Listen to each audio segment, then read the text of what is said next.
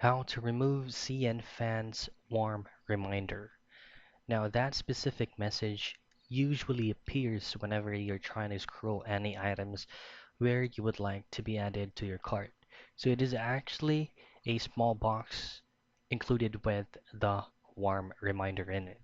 So it's pretty much annoying.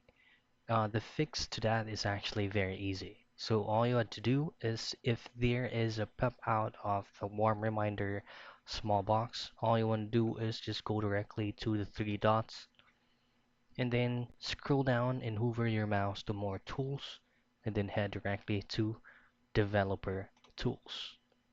Now there will be a box or a window existing all of the elements that you have on your current browser.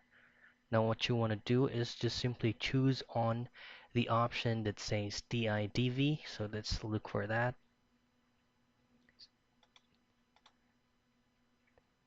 So this is actually the one. So it is indicating DIV space ID. So what you want to do from here is just right click in it and then just simply choose to whether to cut it or to delete element.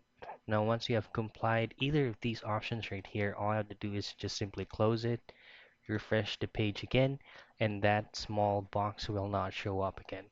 So that's how you fix or remove Cnfans warm reminder.